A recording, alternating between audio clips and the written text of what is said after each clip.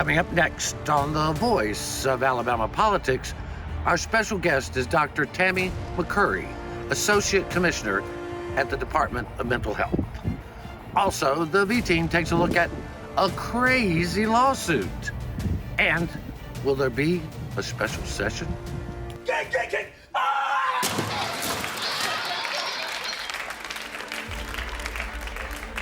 Not exactly the answer we were looking for. All this and much, much more coming up next on The V.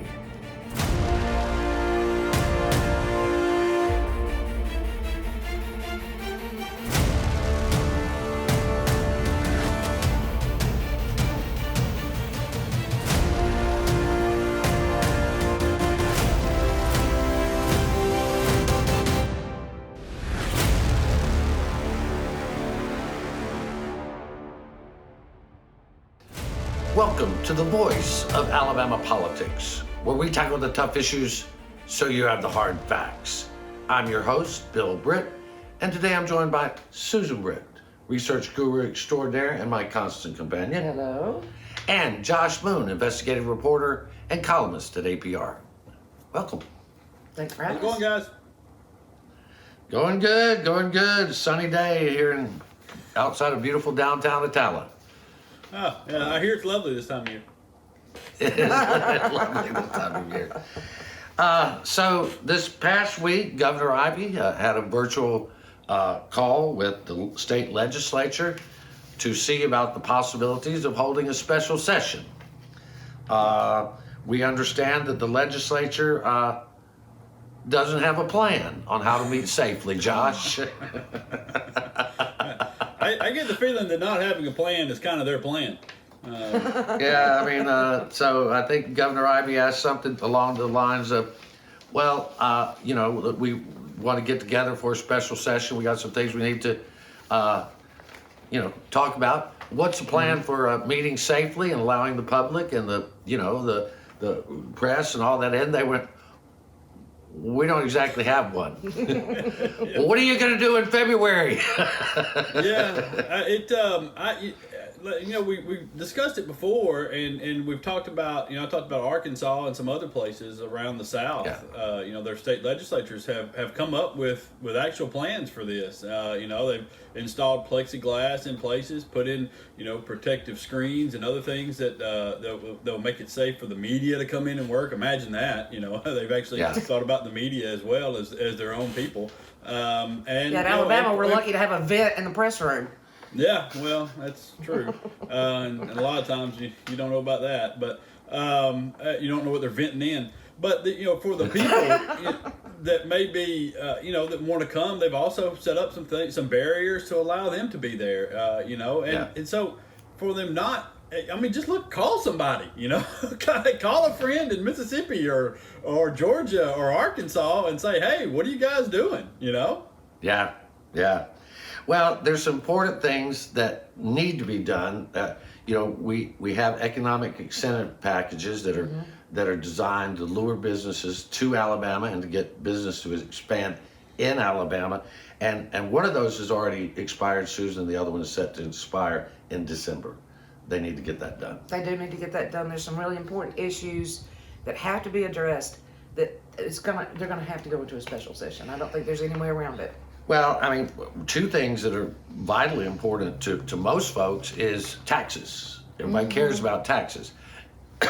Under Alabama law, the payroll protection plan, which allowed businesses to borrow or to get grants for money to keep their business afloat, pay people, under Alabama law, currently people would have to pay taxes on that. So even though you might get the money for free, you still have to pay taxes for it. State income tax, yes. State income tax. I believe those dollars are free from federal taxes. They are free from federal dollars. But they still have to pay state taxes. But it's like the $1,200 check that people got, the personal check. That too would be subject to state income tax, Josh. I don't think Republicans want to be known for raising taxes on folks. No, I don't. Surely they don't want to be the party that's blocked at the federal level and then at the state level taxed you on what little bit you did get to stay alive and keep paying your bills. Because we're approaching a pretty serious problem right now. And there are, and it's going to affect a lot of people. And I think that everybody on both sides of the aisle ought to think real long and hard about what's coming. Because you're about to enter a Christmas season that a lot of these businesses are relying heavily on, and you're about to do it in the midst of possibly having to do another shutdown, at least in portions of this country. I mean, the Midwest and Upper Midwest are on fire essentially right now with COVID, and I think a lot of those places are going to be shut down. And so you're talking about a lot of businesses that are going to be missing a lot of money there if you don't get something done. And in this state here, particularly. If you're going to not get something done and then tax the people on the backside of this, that's a recipe for long-term economic disaster. Yeah, it is. And while right now the state's in good shape, that doesn't mean anything, because the whole way people are working now, the economy is going to at least temporarily take some kind of major shift in the way that people are actually doing business, Susan. Right, because they found out that they can do, they can work from home, they can do alternative things that are cost-saving measures. So you're going to see some shift in not only, commercial real estate, but also in, people that are employed in these shops that, since everybody's shopping online right now, a lot of these stores are going to have reduced personnel. Yeah, Josh, and aren't retail workers really, and low-wage workers especially, not just retail workers, low-wage workers are being hit especially hard right now. Yeah, they're getting hit especially hard, and in this state where our economy is built, heavily on low-wage workers, and the service industry workers, were a major portion of our economy pre-COVID, and assumingly will be post-COVID. We're going to get hit hard as well if we don't do something, and that. Our people ought to be pushing really, really hard, especially at the federal level, to get some sort of relief to these businesses out there that are going to have to, that have taken a hit and are laying off employees to keep those people on payroll for an extended period of time, and to reduce those taxes that are going to be coming both to the businesses and to the people. And I don't think there's going to be any major relief until after the new year, and perhaps February. It could be up until February, and it is going to make for a potentially dreadful Christmas for a lot of families, and it's certainly going to cause a lot of physical and mental pain. The last thing that they are hoping to get accomplished at a special session is limited liability for companies due to COVID-19. It's not for bad actors. It is for those who have acted in good faith, but there have been problems. And there's a lot of pros and cons to that. The trial lawyers right now are at the table, but Josh, they're not going to sit around on their hands for too long. No, and look, that to me, I understand there are special circumstances, but to me, it's a slap in the face to working people. If that's what your focus is, instead of getting money or getting help to the people that really, really need it out there. That to me is a slap in the face to those folks. Well, like I said, it's the last thing on the agenda as far as I know. We're going to leave it right there. You're watching The V, the voice of Alabama politics. We'll be right back.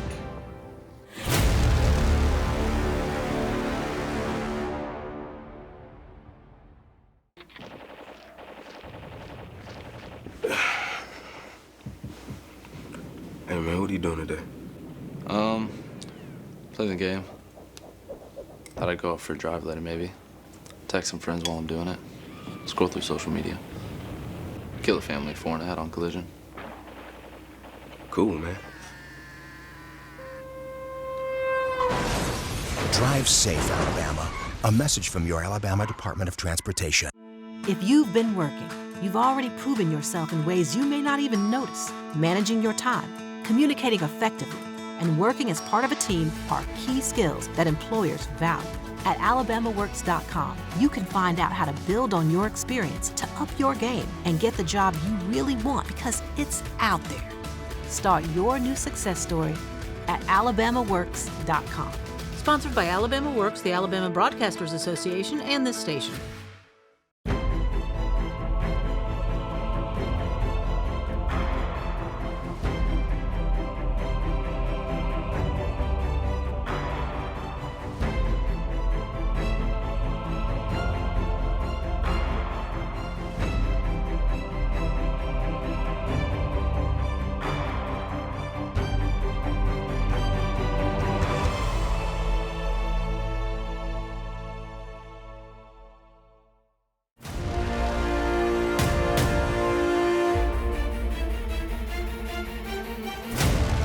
back to the voice of Alabama politics. Our special guest today is Dr. Tammie McCurry, Associate Commissioner of the Department of Mental Health.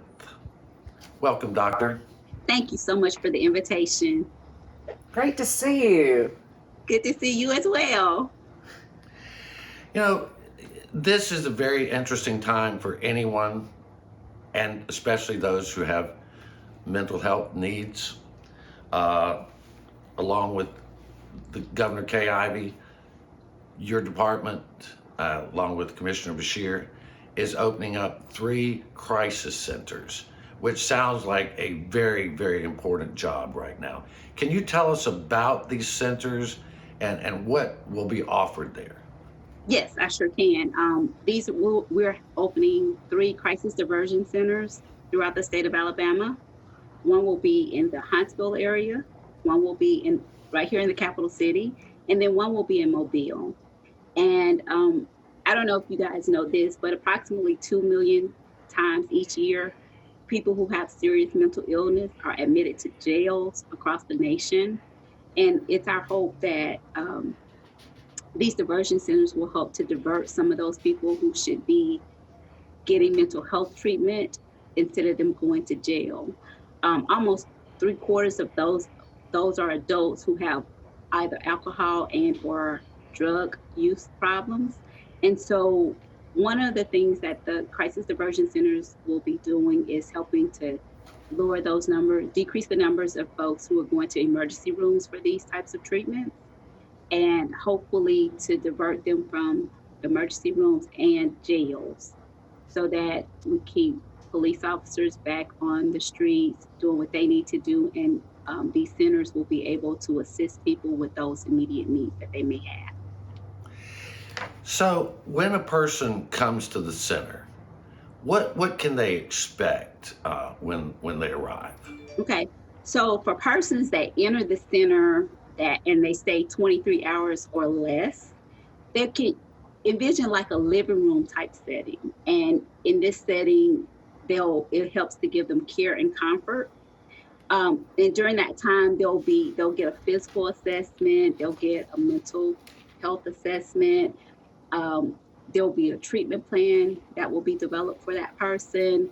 Okay. But then there are other people who may need to stay a little longer. Right. And so there is a more traditional type setting for them that they can get stabilized approximately a week or so, and then they'll be referred to a mental health center. One of the things that's important to know about these diversion centers is that we are piloting these. So we are looking forward to looking at this information and being able to expand it later. But these are pilots to start the process. Right. I mean, Alabama, like a lot of states, cut back in lean times on mental health. This expansion, to me, seems like it is not only the right thing to do, but it's the right time to do it. And when you talk about expanding it, how would you think that's going to roll out over the next couple of years? Is that the idea? So one of the things we're looking to do is our hope to expand to one additional center in the future. And again, these are pilot centers. So as we are assessing and assisting these centers, we're going to be following up. We're going to look at the successes of the centers so that we can plan for the future. But it's also important for people to know that these are not long-term hospital stay facilities. Right. These are, this is get in, get treated, get connected, and then get back into the community, back to a healthy way of life. You were talking about this earlier, and we've seen the problem over the years that people with mental health issues end up in the criminal justice system, which for most people with mental health issues, that's pretty much the last place we need to put them, because no matter how good our facilities are, they are not specialized in taking care of people with mental needs. So how there'll be doctors, there'll be nurses, there'll be counselors. I mean, is there a full range of staff that will be there for these folks that come in? Yes, there's a full range of staff, and I think for me, one of the really important and special pieces is that we'll be utilizing peers as well. And peers are folks who have lived experiences, whether in substance abuse, mental health issues, that will be there to be with that person, to assist them, someone who actually has lived through what they're going Right. through. And I think that is so important as we look to help that person to navigate through life and navigate through this, even this experience at the diversion centers. Another thing we do have is we're actually incorporating some rural crisis into this system. And in that rural crisis, we'll have like mobile crisis teams that will be a part of that, that'll kind of work in conjunction with the crisis diversion centers, and also the co-response, which includes like law enforcement. So when there are times where you may have to go out into a home and there's a need to have law enforcement available to assist, then they'll be a part of that team. So, you know, we're really excited that we're just trying to expand our services and expand based on the need of the citizens of Alabama. I mean, this looks like a comprehensive pilot plan that could, I think, Susan, you know, be expanded around the state to There's certainly a address need for it. the population in need. One of the things we were talking about before we started our interview here, and we just got about a minute, is that what I call pandemic fatigue. People have been distanced, they've been without close personal touch in many cases, and how for people to cope with this sort of constant state of alert that we're dealing with. You know, and one of the things that we were talking about off camera was just that people they're tired. You know, they're tired of wearing masks, they're tired of being inside, they're tired of all of these things, but these are the things that keep us safe. And so we have to really look at different ways of dealing with it. You know, like here we are doing a Zoom interview, perfect example. You know, FaceTime is another perfect example.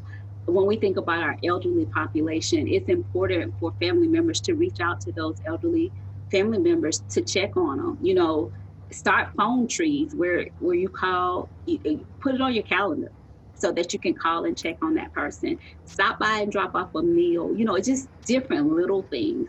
You would be amazed at getting something as simple as a card in the mail, how it brightens somebody's day. I'm just thinking of you, Paul, card. It really could brighten someone's day. So I think that during this time, one of the things that happens is we get an opportunity to care more about others than ourselves, and we get an opportunity to express that. So I think especially during this season, as we're going into the Thanksgiving time, that we ought to just think about ways we can be thankful for those folks in our lives that may be experiencing some fatigue dealing with all of the pandemic and all of the issues associated with that. Well, thank you. That's great advice, and thank you for joining us today to talk about the crisis diversion We're centers. so glad to have you. Thank you. Our special guest today has been Dr. Tammie McCurry with the Department of Mental Health. We'll be right back.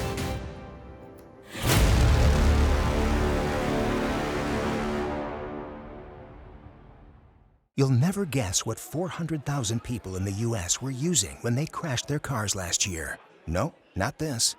This. Distracted driving will kill you. Drive safe, Alabama. A message from your Alabama Department of Transportation. A lot can change in 5 years. Except those smile lines you treated with Bellafill. Because that's about how long Bellafill will keep them smooth and filled. 5 years. Now you can always look your best without all those injections, appointments, and costs. Bellafill is the only dermal filler that stimulates and maintains collagen growth long-term. Now time is on your side.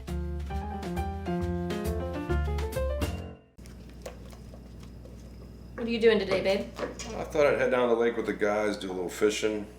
Of course, none of us will be wearing our seatbelts. I'll lose control of the truck, wrap it around a tree, and kill us all.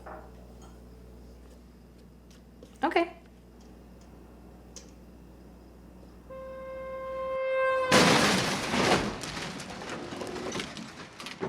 Drive safe, Alabama. A message from your Alabama Department of Transportation. What's up, Alabama? It's Bo Jackson.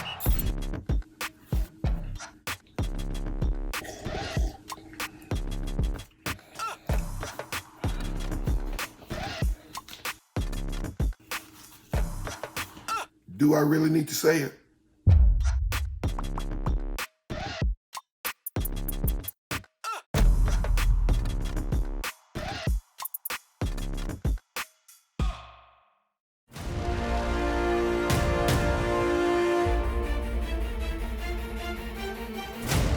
Welcome back to the voice of Alabama politics.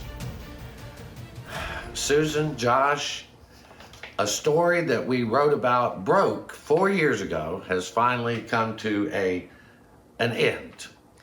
4 years ago, we wrote about a story in which Mary Scott Hunter, school board, member of the state school board at the time, engaged in some activities, questionable, suspect activities, to stop Dr. Craig Pouncey from becoming the state superintendent of schools. He was in the lead spot, Josh, but then all of a sudden, an anonymous package came to all the school board members claiming, erroneously, that he had violated the ethics laws.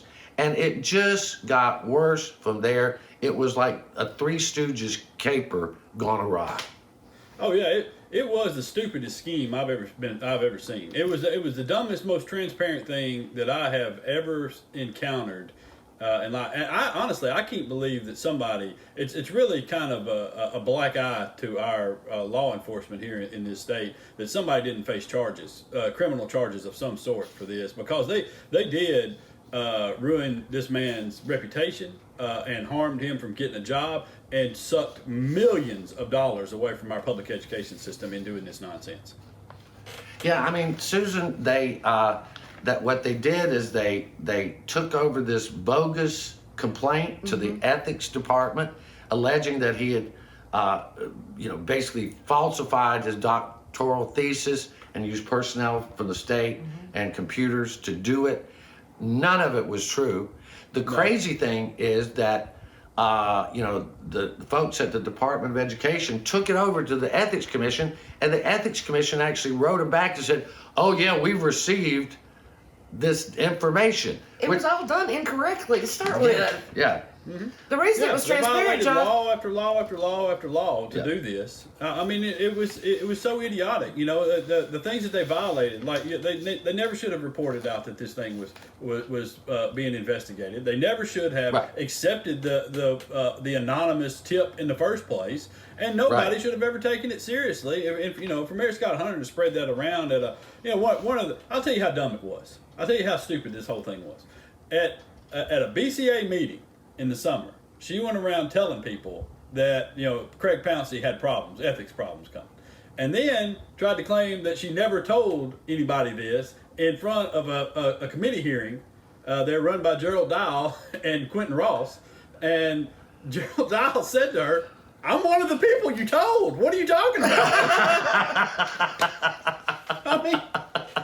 I mean, who are you trying to fool here? That's how dumb this whole thing was.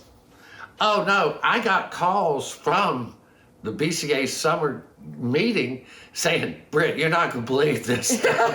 They're planning a coup against Dr. Craig Pouncey, and it's got to just backfire.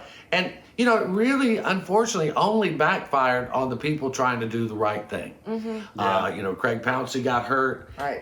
The state did settle a lawsuit with him for $100,000. Mary Scott Hunter never admitted any wrongdoing. As Josh said, the state spent millions, or at least $1 million, defending him. Defending them. And some very good people that worked at the State Department of Education, including an attorney there, Michael Myers, who did investigative work on this thing at the request of the guy in charge, and issued a report on it, an accurate report. Was later retaliated against as well. Oh, and he was dragged through the mud. His name was dragged through the mud. Yeah. I remember sitting there where they were questioning him, and it was just the most unbelievable circus I've ever seen. Well, the interesting thing is, to me, that we had Michael's sentence for a while, and now we have Eric Mackey. Eric Mackey. We could have had Dr. Pouncey. Yeah. Go figure. Yeah, there you go. Well, it gives merit to Governor Ivey's wish that she could appoint the state school superintendent. One of the things we're waiting on, and I know we've been involved in this for nearly a decade, is we're waiting for Governor Ivey's study group on gambling policy to come forward, Josh. And we should be hearing from that sometime in the near future, I would think. Yeah, I spoke with Todd Strange, who chaired that group, and he said that they hope to have something out before the holidays here. And this was after COVID and all that, so they had factored that in. So which would have given assuming we're still going to have a session of some sorts.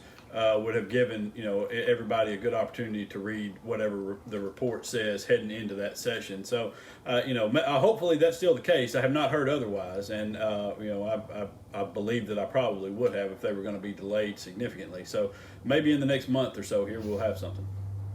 Yeah, I think that's kind of what we're hearing on the ground is that it's soon.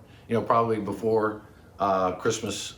Definitely, I would think before New Year, to give people time to digest it. It's important. We have gambling in the state. It's just the state doesn't make any money off of it. No.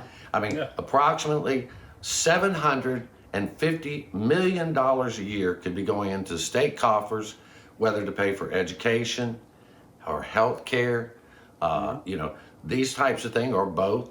That's a lot of money that's being left on the table because people are against it, but also because people are greedy and wanting a monopoly. Yeah, well, that and the thing that kills me about it is an argument about, well, are you going to have gambling or not? Well, we already got gambling. We got gambling. The question is whether or not you're going to make any money off of gambling. All right, Yeah, you already got it. exactly. It's about as much as you're going to have it, and so the only question is whether or not you're going to benefit some way from at the state level here, tax wise. Right. And you look around some of these other states, and especially sports book states, they're raking it in right now. Yeah, yeah, and we could use the money. Oh, heavens, yes. Well, we're going to end out with Coach Tommy Tuberville is U.S. Senator-elect, and I can say that without fear. Well, I have fear, but I talked to some long-term deep-sea folks this past week, and they said that Senator-elect Tuberville was up there, and one of them said that they thought the meeting they were in, they thought they were. Goober came to mind, and so did Chauncey Gardner for being there, but they just said the guy has no idea what he's talking about. You got 4 seconds, Josh. Well, he think I can sum it up. He thinks that the three branches of government are the House, the Senate, and the executive. All right, well, there you go. He said that on the record. He said that on the record. I know. You've been watching The V, the voice of Alabama politics. You watch us because we watch them.